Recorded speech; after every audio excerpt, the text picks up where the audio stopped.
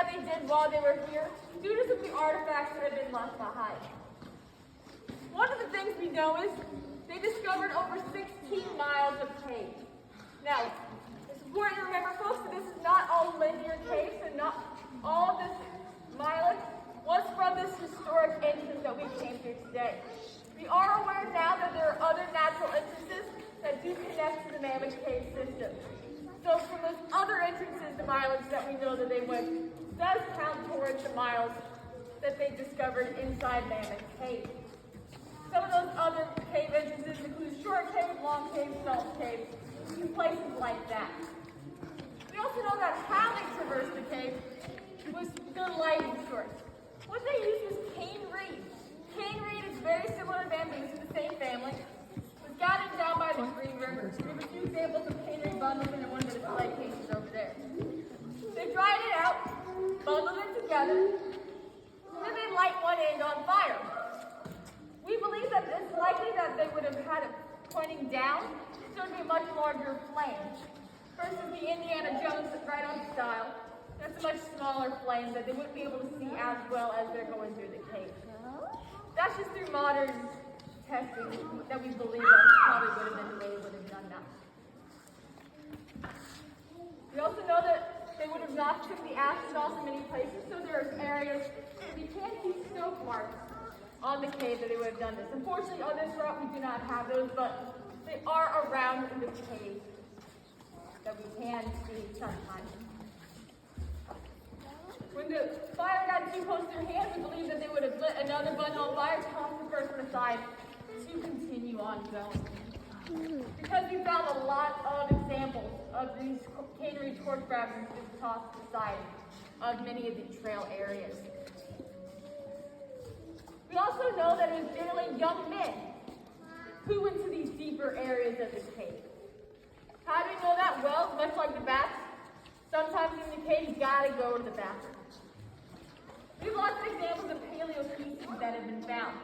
Through that we've studied things like the diet of these people, as well as hormones and tested to figure out that it was generally young men. But what were these people doing? Well, one thing we know that they did was they harvested naturally growing minerals inside the cave, including gypsum, gravelite, and epsonite.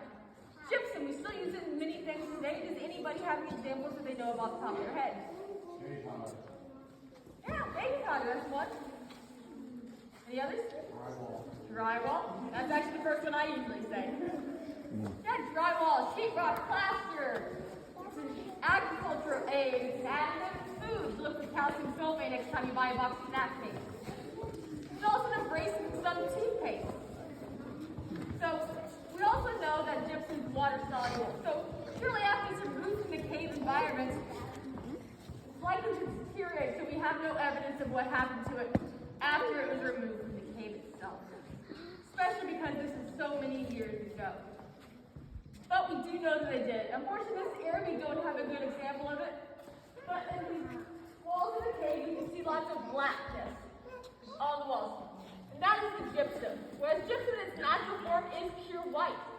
Due to the prehistoric people having those very sooty flames, as well as these many early days of tourism, their flames for their lights were generally animal fat, very smoky as well. So the gypsum would have just absorbed the darkness. That's what we see now. But there's track marks you can see at certain levels, pretty much the highest areas that they could reach. But the prehistoric people would have scraped the gypsum off, collected it into their hollowed out gourd bowls, or used rocks to bang it off in a similar manner and remove it from the cave. Pretty fascinating stuff. But probably one of the more interesting things to most individuals is that the human remains themselves have been found inside the cave. Many times this is done for burial, but sometimes people did die inside the cave as well. I'm going to tell you the story of two individuals. One that was buried, one that died in the Spooky thunder. The first one is a woman who's been given the name Bonhoeffer.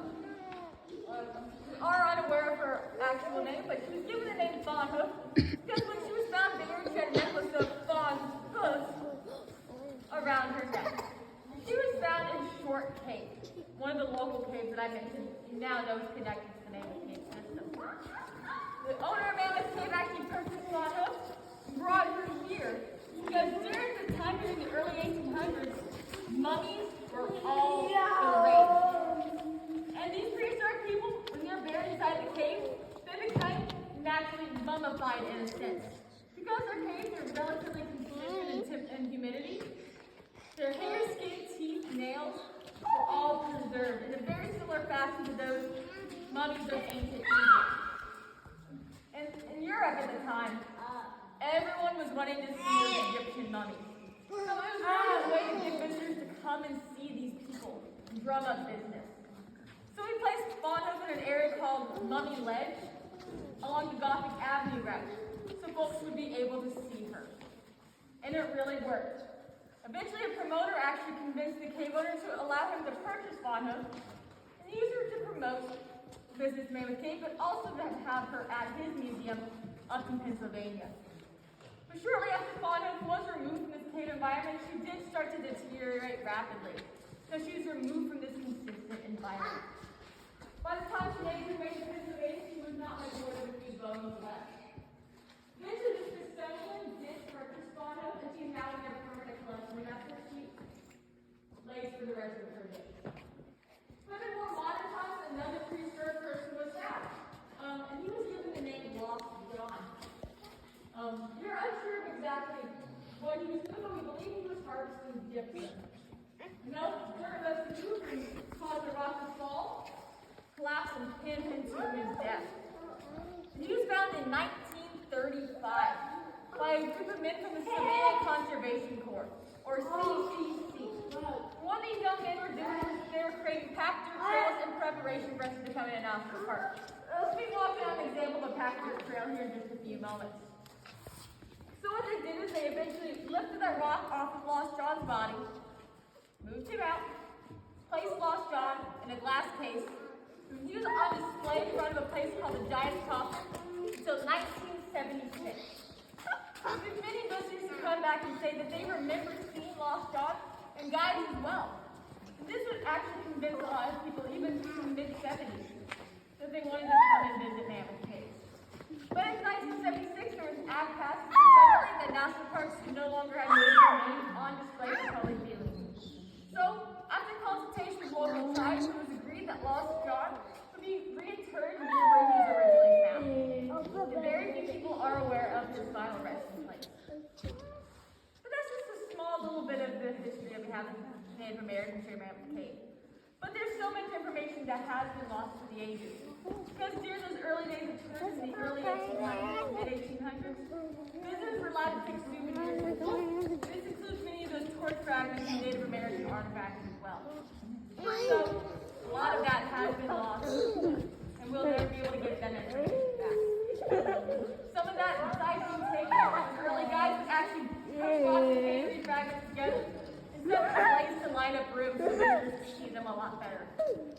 So, we're very fortunate to see what we do have left and be able to learn from that. And that is why we have the Leave No Trace policy. Take only pictures, memories, leave everything else where you found it. In just a few moments, we'll continue on this pack dirt trail. But folks do remember this is a pack dirt trail, so it is a little bit more uneven. It's about 90-something